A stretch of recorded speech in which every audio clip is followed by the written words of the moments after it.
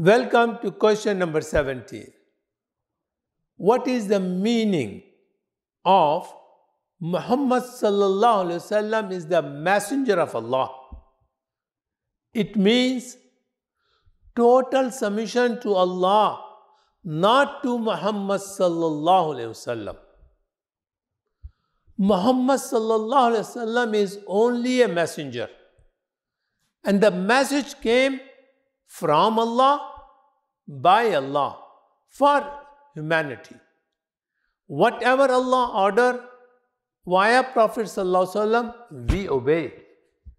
Whatever Allah forbid not to do via Prophet sallallahu alaihi wasallam, we avoid, we don't do it.